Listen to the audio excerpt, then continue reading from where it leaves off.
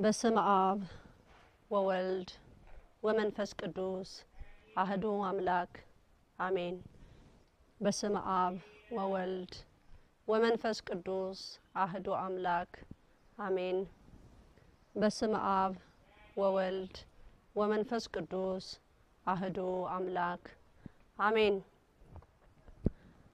ጌታችን መድኃኒታችን ኢየሱስ ክርስቶስ የሰራዊት አምላክ የጌቶች ሁሉ ጌታ የነገስታት ንጉስ የስጋም የነፍስ ፈጣሪ የድንግል ማርያም ልጅ ሆይ ክብርና ምስጋና አምልኮና ውዳሴ ላንተ ይሁን። እናታችን ቤዛዊተ ዓለም እመብዙኃን እመብርሃን ኪዳነ ምህረት የሰላም እመቤት ቤዛዊተ ዓለም ክብር ላንቺ ይገባሻል። መላእክታን ቅዱሳን ጻድቃን ሰማዕታት ሐዋርያት ነቢያት ደናግላን መነኮሳት እንደየክብራችሁ እንደየማረጋችሁ ክብር ለእናንተ ይገባል። እግዚአብሔር አምላክ ስሙ የተመሰገነ ይሁን። በቸርነቱ በታላቅነቱ ፍጹም ርህራሄውና አዛኝነቱ እዚህ እኔንም እናንተንም ያደረሰ አምላክ ክብር ምስጋና ይግባው። ዛሬ ኪዳነ ምህረት ናት። የምህረት እናት ቤዛዊተ ዓለም መልእክቴ ትንሽ ከበድ ይላል። ከዚህ በፊትም ተናግሬያለሁ። መልእክቶቼ እየከበዱ እየረቀቁ እንደሚመጡ ማለት ነው። እንግዲህ ዛሬ ወሬው ስለ ጠቅላይ ሚኒስትራችሁ ነው ማለት ነው። የኔ ጠቅላይ ሚኒስትር አይደለም ብዬ ባለፈው አውጄላችኋለሁ።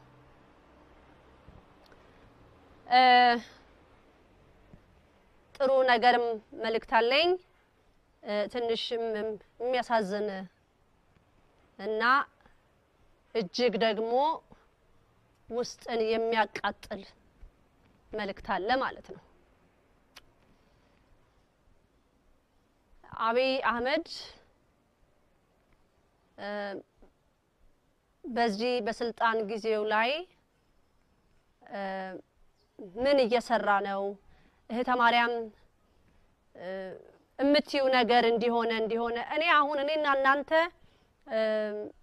በጭራሽ ከአንዳንዶቻችን ጋር ልንግባባ አልቻልንም ማለት ነው። እኔ እናንተ ምናልባት በአሁን ሰዓት የምታዩት የሚደረገው ድርጊቱን ነው የምታገጣጥሙት። እኔ ግን የሚነገረኝ በጣም ጥልቅ ነው። ከጀርባው ያለውን ነገር እቅዳቸውን ነው የሚታየኝና ለህዝቡ ንገሪ የምባለው ማለት ነው። ይሄ በጣም እግዚአብሔርን ስላስቆጣ አብይን ማለት ነው። እግዚአብሔር በጣም በሱ ስለተቆጣ ነው ይሄን መልእክት ዛሬ ይዤ ቆምኩት። እህተ ማርያም ዛሬ መልእክት ማስተላለፍ አለብሽ ተብዬ ዛሬ ተመድቦልኛል ይችን ቀን ማለት ነው። እንግዲህ ትዝ ይላችሁ እንደሆነ በጣሊያን ጦርነት አባቶች እንግዲህ መሳሪያቸው ምን ያህል ሆነ ከብዶ አይደለም ያላቸው። እነሱ ሊወጓቸው የመጡት ጣሊያኖች የተራቀቀ ነገር ነው ያዙት እና ተንበርክከው ፈጣሪያቸውን የለመኑት። የያዙት ጦርና ጋሻ ነው፣ ሌላ ነገር የላቸውም። እና ፈጣሪንም ሲጠይቁት ቅዱስ ሰማዕቱ ቅዱስ ጊዮርጊስን ነው ከፊት ያሰለፈላቸው ማለት ነው። እና ይሄ እንግዲህ የነሱ እምነት ነው፣ እምነታቸው ነው ጊዮርጊስን ያሰለፈላቸውና የታሪክ አባቶች አሁንም ድረስ ያሉ በህይወት አሉ። እና ይሄ የካቲት 23ን ኢትዮጵያ ላይ ትልቅ ክብር በዓል ነበረ። ወጣቱም ሀገራዊ ስሜት የተሰማው ሰዓትም ነበረ። ይሄንን ባንዳንድ በተለቀቁ ሚዲያዎች ላይ ያየነው ማለት ነው። እያንዳንዱ ኢትዮጵያዊ ይሄ ስሜት ሊኖረው ይገባል። ኢትዮጵያዊነት ማለት ነው እንግዲህ ከዚህ በፊትም እንዳልኩት ኢትዮጵያዊነት ተዋህዶነት ብያለሁ። ተዋህዶነት ኢትዮጵያዊነት እግዚአብሔር ይችን ሀገር ቅድም እንደዘረዘርኩት ቅዱሳን አባቶች በጸሎት ቅጠል እየበሉ ምግብም የማይቀምሱበት ወቅት አለ። ውሃ አፋቸው ላይ የማይቀመጥበት ሰዓት አለ ቀናትም ወራትም አለ የነሱ ጸሎት ነው እንግዲህ ሰማዕቱ ቅዱስ ጊዮርጊስን ያሰለፈላቸው ማለት ነው እኔም ወደዚች ሀገር ስመጣ እመቤታችን ወላዲተ አምላክ የነገረችኝ የኢትዮጵያን ዳር ድንበር ይጠብቃል ብላ ያለችኝ ሰማዕቱ ቅዱስ ጊዮርጊስን ነው ህዝብ አመነም አላመነም በቤተ ክርስቲያን አናት ላይ ደግሞ የሚቆመው ሊቀ መላእክት ቅዱስ ሚካኤል ነው ብለሽ በእኔ ተባልኩት ይሄንንም እንዳይ ተፈቅዶልኛል እንዳይ ተደርጎልኛል ማለት ነው ለናንተ ለመሰክር የኔ ያየሁትን እግዚአብሔር የገለጸውን እግዚአብሔር ያዘዘውን እመቤታችን ይሄንን ነገር ንገሪ ለልጆቼ ንገሪ ለተባልኩት ነገር ይሄንን እናገራለሁ ማለት ነው መሰክራለሁ ማለት ነው ለምን ይሄንን ዛሬ ልትይቻልሽ የሚል ነገር ይመጣል ዛሬ በኢትዮጵያ ላይ ያለው የዘረኝነት ጥላቻ አንተ ኦሮሞ ነህ ኦሮሞ የአዲስ አበባ ናት ቄሮች እነዚህ ክፎች እነዚህ ተብሎ ብቻ የተለያየ ስም የሚሰጠው የአዲስ አበባ ወጣት እንደዚሁ በተለያየ ነገር አለና ብዙዎቻችሁ ትኩረታችሁ እዛ ላይ ነው እኔ ደግሞ የተሰጠኝ ሌላ ትኩረት ነበረ እመቤታችን እንዲህ አለች ልጄን አስቆጥቷል ይሄ መልእክት ለራሱ ለአብይ ማለት ነው ለአብይ ነው ቀጥታ ማስተላለፈው እንደሚደርሰውም ደግሞ አውቃለሁ እናንተ በዚህ ዙሪያ ትኩረት ስትሰጡ ወጣቱ ህዝቡ ይሄ የዘረኝነቱን ነገር ብላችሁ በመትጣሉ ሰዓት አምሯችሁን እዛ እየሰበሰቡ እነሱ ሌላ ስራ እየሰሩ ነው እኔ ደግሞ ያ የሚሰራውን ስራ ነው ኢና ለህዝብ ንገሪ የተባልኩት ለሱም ደግሞ አስጠንቅቂ ለጠቅላይ ሚኒስትራችሁ ማለት ነው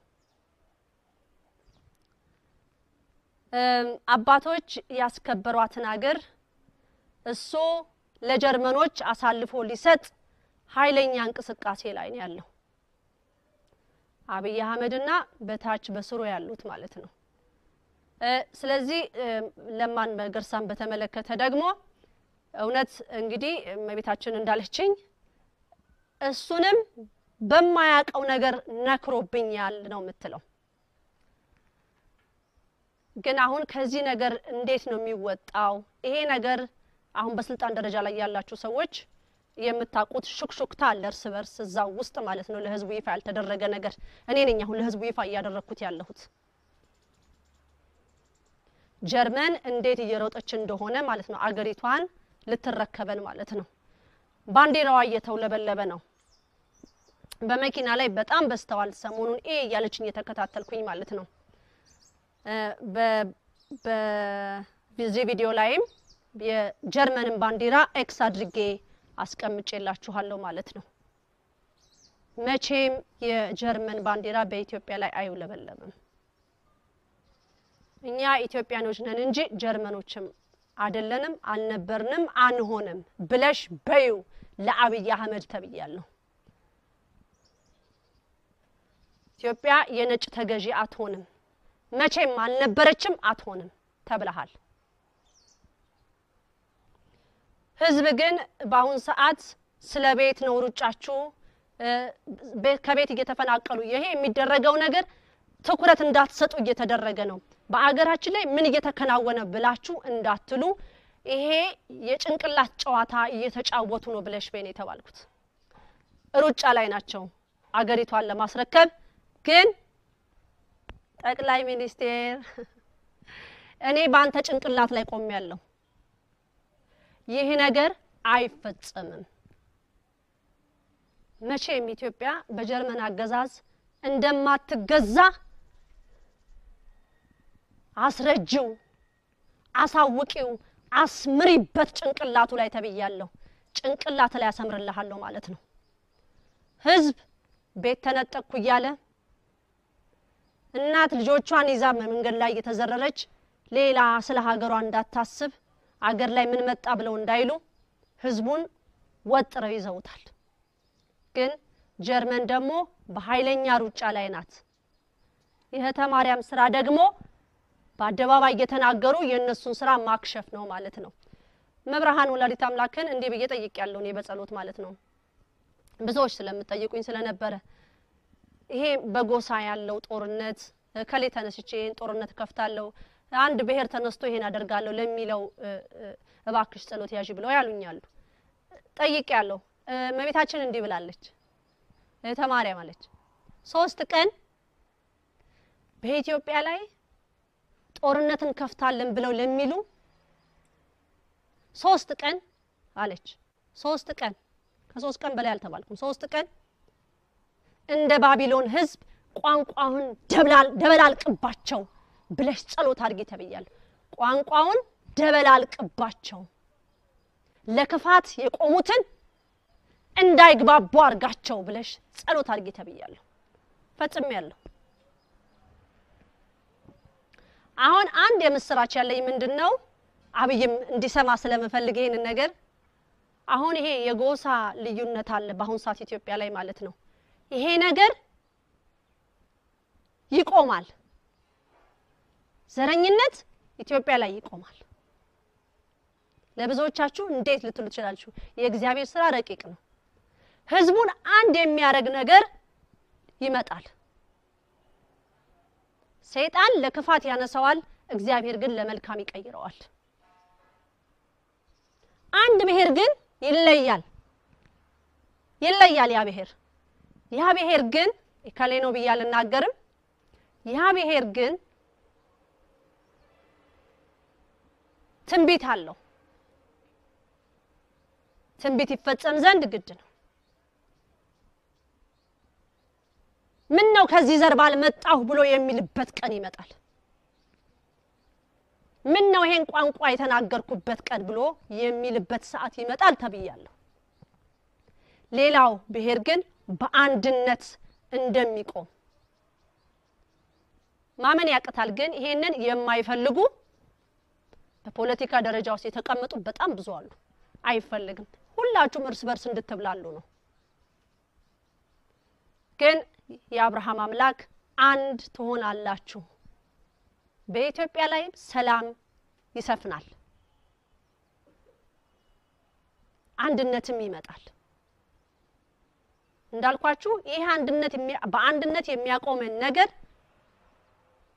የሆነ ነገር ይወረወራል ማለት የሆነ ነገር ይነሳል። ያ ነገር ሲነሳ ግን ህዝቡን በአንድነት ያቆመዋል። የአብርሃም አምላክ ለምን ትንቢት ነው ይፈጸም ዘንድ ግድ ነው። ዛሬ የሚሯሯጡት ባለስልጣኖች ህዝቡን እንደዛ ያወኩ እነሱ ቶሎ ብሎ አገሪቷን እየሸነሸኑ ለነ ጀርመን ብዙን ቦታ የጀርመን ነው የተዘጋጀው። ፈረንሳይም አለችበት፣ ዴንማርክም አለችበት ወዘተ።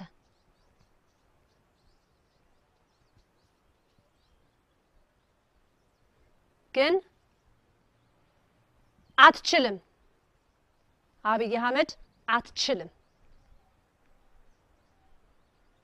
አውሬው ምን እንደነገረህ እንግዲህ ራስ ጠይቀው በመጠይቀው መንገድ ማለት ነው።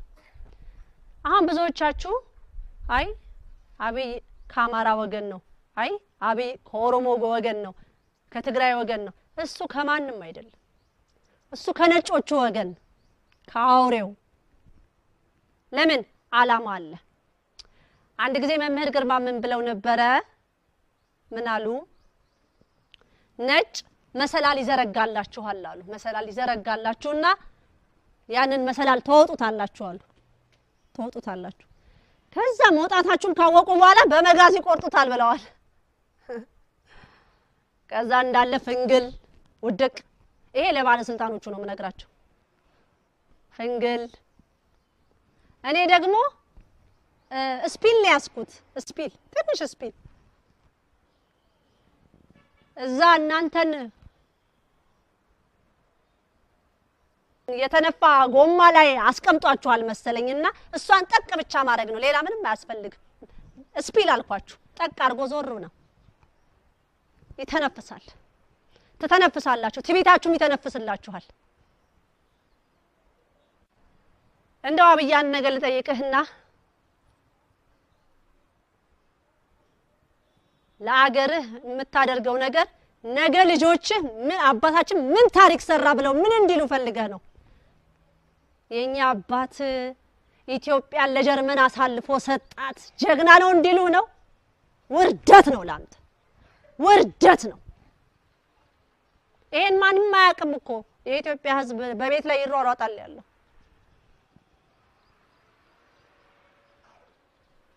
ከዚህ በፊት ለማ መገርሳ ጀርመን ሀገር ሄዶ ተፈራርሞ መጥቷል ብያችኋለሁ ያ ተቀዷል ብያችኋለሁ አሁንም የኢትዮጵያ ህዝብ ምን እናድርግ ለሚለው አልቅሱ ወደ ፈጣሪ ይሄንን መንግስት የእስራኤል አምላክ የአብርሃም የይስሐቅ የያዕቆብ አምላክ ከስሩ እንዲያነሳው ጸልዩ አሁንም ተነሱ እንጂ ቦታ ተቀያየሩ አልተባሉ አልቅሱ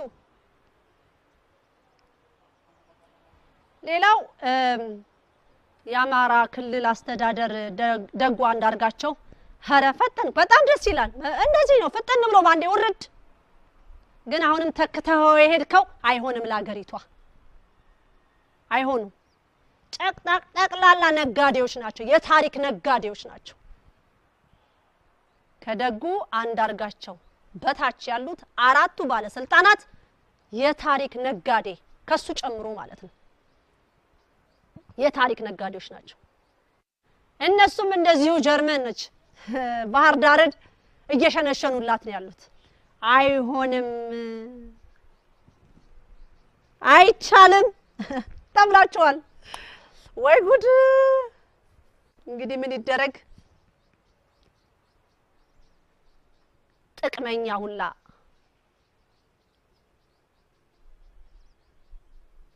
መሰረት የሌላችሁ ደካማ ሁላ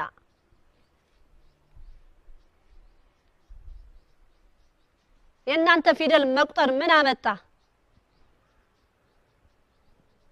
ሀገር መሸጥ ቅሌት ነው ለእናንተ ውርደት ነው ይሄ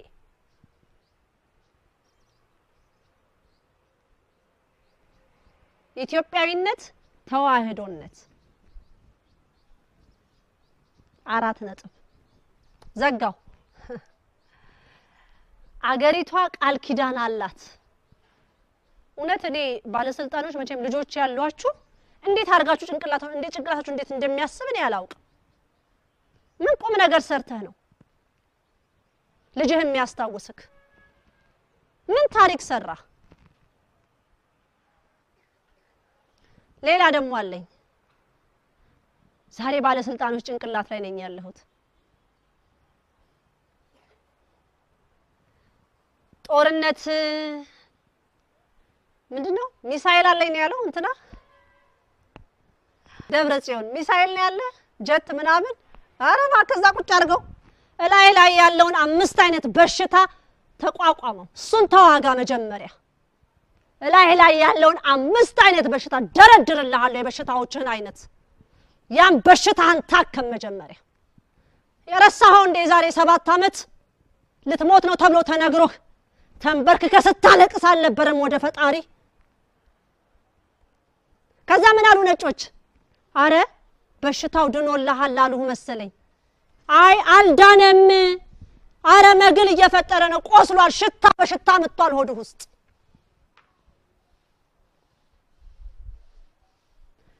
ሲጀመር ስምህ ከባድ ስም ነው ማነው ስሙ ደብረ ጽዮን ስምህ አይደለም ሲጀመር መጀመሪያ ልጅ ያለ ትምህርት ቤት ስትጠቀምበት የነበረውን ስምን ያዘው ይሄ አልተሰጠህም ማንንም አልሰጠህ ራስህ አርቀህ ያወጣው ስም ስለዚህ ያ 5 አይነት በሽታህን ታከመው መጀመሪያ እሱን ተዋጋው ህዝቡን ለማስጨረስ ትሯሯጣለህ ያለው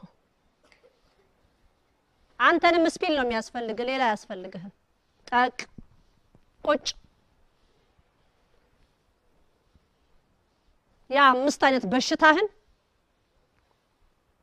እግዚአብሔር እንዴት በረቀቀው ይዞልህ ነው ዛሬ እሱ ልጆች አንተ ልጨርስ ብለ ተነሳለህ ሲጀመር ደግሞ የአድዋ ድል ምን ታውቃላት? ምን ታሪክ አለ? ምን መሰረት አለ? አንተ ምንድነህ አንተ? እናንተን እንደዚህ ልካችሁን የሚነግራችሁ እኮ ያስፈልጋል። ማነህ አንተ? በሽታህን አስታምግባና እድሜ የለህም። ሌላውን አጫርስክ አንተ ከዚህ ዓለም በሞት ልትለይ ነው። እድሜ የለህም። የዛሬ 7 ዓመት የነገሩ በሽታ አልዳነም በዩ አልዳነም። ፈጣሪ ላይ ማልቀስህን ረሳ። ዛሬ የክርስቶስ ልጆች በመሳሪያ ጨርሳለሁ ብለህ ልትነሳ የምትዘጋጀው መቼም አይሆንም። መቼም ጦርነቱ አይነሳም። መቼም የተማመንክበት መሳሪያ ሁሉ ስርስር ብሎ ቁጭ ብሎልሃል። ቋንቋ ለቋንቋ ይደበላለቁ ብላለች ወላዲተ አምላክ። በልጆቼ ላይ ጦርነት የሚያመጣ ልጆቼን የሚያጣላ የሚያባላ ኃይል ሁሉ ይደበላለቅ፣ ቋንቋችሁ ይደበላለቅ። መቼም አይሆንም። አልሳካልሃል። አንተ ምቾትህን ለራስ ምቾትህን ነው የምታስበው። በሱ ስር ያላችሁ ሙሉ እንዳልሆናችሁ ታውቁታላችሁ። በሚያደርገው ነገር ትክክል እንዳልሆነ ውስጣችሁ ያውቀዋል። እናንተም ከሱ ጋራ እሱ መሞት እድሜው እንዳለቀ ስለሚያውቅ ነው። መሞቱን እንደሚያውቅ ነው። ከሱ ከሬሳዬ በላይ እልቂት ተጨርሼ ነው የሚሄደው ብሎ የሚለው። ሁላችሁም አንድ ነገር ጭንቅላታችሁ አስምሩ። የአድዋን በዓል ድል ያደረገ የአድዋንም በዓል ሊያከብር የሚችል ኢትዮጵያዊነት የሚሰማው ነው። በጸሎት የሚያስብ በጸሎት የሚያምን ሰው የሰማዕቱ የቅዱስ ጊዮርጊስን ኃይል የሚያምን ነው። በተረፈ ሌላ አርፈ ተቀመጥ። ስለዚህ ደብረ ጽዮን ስምህን ሳልጠራውኔ ራስችን ለቅ አድርግና አስቀምጣት። ያንተ አይደለም። ትምህርት ቤት ስትጠራበት የነበርከውን ስም ተጠቀማት።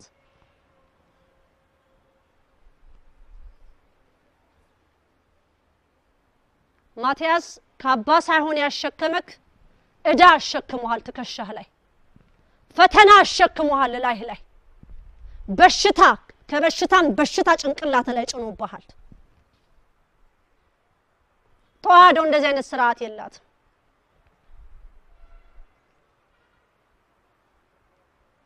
እናንተ ግራ ገብቷችሁ ህዝቡን ግራ የምታጋቡ የትግራይ ህዝብ ልጠየቅ ቢል ስለ ጦርነቱ ብዙዎች እንደማይፈቅዱልህ እንድታውቅ። ነገ ጦርነት አነሳለሁ ብትል አንተ ከፊት ስትቀድም ከኋላ ተነስተው ራስን ይወጉሃል። ፈቃደኞች አይደሉም።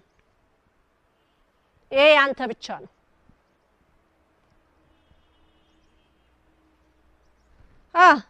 ሌላው ደግሞ እስቲ ጀዋር ነው የምትሉት? መቤታችን ጀዋር ምን ማለት ነው ብያት ጠይቄያታለሁ። እስቲ ስለ ጀዋር ንገሪኝ አልኳት።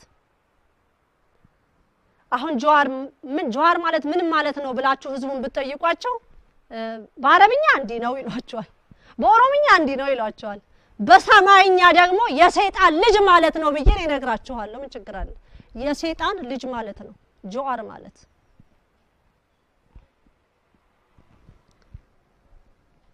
ከማጋ ነው ዛሬ የምንባላው እኛ ከሰይጣን ልጆች ጋር። መላቅጥ የጠፋ አንተም መላቅጡ የጠፋ የዛሬ 13 እና 12 ዓመት ኦሮሞነትን የምትጠላ አልነበርክም? ማንነትን የምትጠላ አልነበርክም? ዛሬ ምን አስነሳ? ጫቱ ይሆናል ምናልባት መርቅነ ይሆናል ያልታወቀክ። እናስታውስሃ የዛሬ 13 ዓመት እናንተ ጭንቅላታችሁ በጫት ያበደ በኮኬን የሰከረ በውስኪ የተጨፈላለቀ ደም ስራችሁ ሁሉ የቆሰለ ዛሬ ህዝቡን ታጫርሳላችሁ። ግን ለእናንተ የምስራች ልስጣችሁ፣ ህዝቡ ሁሉ አንድ ይሆናል። አንድ ብሔር ብቻ ነው የሚለየው። አንድ ብሔር ይለያል። ያን ብሔር ግን በኋላ ተንፋቆ ይመጣል። ምርጫ አይኖረውም። ምርጫ አይኖረውም እንዴ! የኢትዮጵያ ትንሳኤ እንዴት ይሆናል ታዲያ? ብሔር ለብሔር ተለያይቶ? አይ አይደል፣ አንድ ይሆናል ህዝቡ። ይብላኝልኝ ዛሬ ጫት እየቃማችሁ ኢትዮጵያን እንገዛለን ብላችሁ ለምትሉ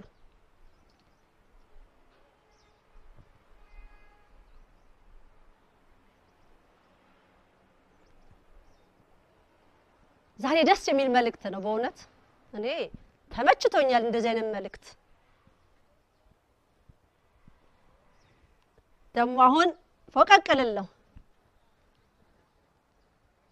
ወደ ባህር ነጋሽ ልንሄድ ነው ኤርትራ ማለቴ ነው ለአቶ ኢሳያስ አፈወርቄ መልእክት አለኝ አቶ ኢሳያስ አፈወርቄ ስልጣኖትን ለማስረከብ ተዘጋጁ ተብለዋል አይበቃም ምንድነው እሱ ወንበሩ ራሱ እኮ አረጀ እዛ ቁጭ ብለህበት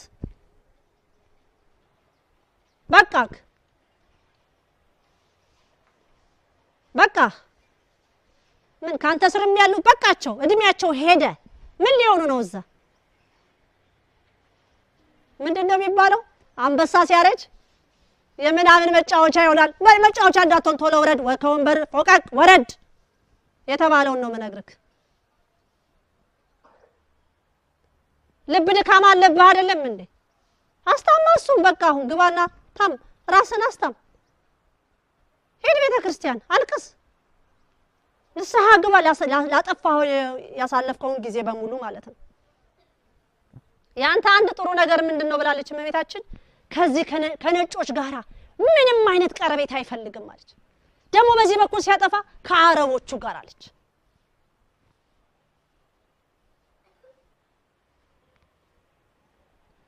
ስለዚህ እዚህ በፊት ቤተ መንግስት ላይ አንዳንድ አንበስቶች ነበሩ በድሮ ጊዜ ነበሩ እነሱ እንኳን አርጅተው ወጥተዋል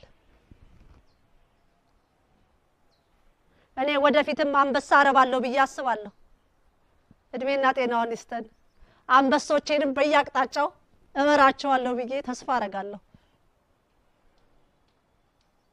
አህዮችም ይኖሩኛል ፈረሶችም ውሻዎችም ይኖሩኛል እኔ ከሁሉም አይቀረኝ ሁሉ ነገር ውስጥ እጄ የማይገባበት የለም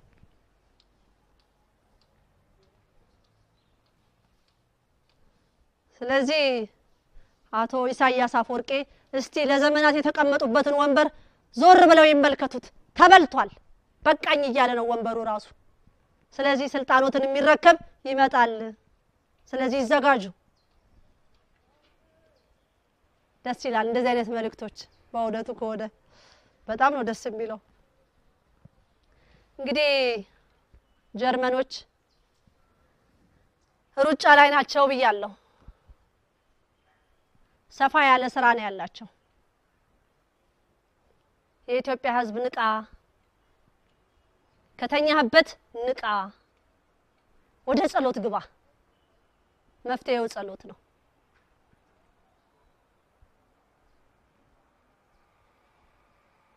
ያችን ሰዓት ለመደበላለቅ የማያረጉት ጥረት የለም አያሸንፉም መቼም እግዚአብሔር ሁሉ ጊዜ ኢትዮጵያን ሀገሪቷንም ህዝቡንም ይጠብቃልና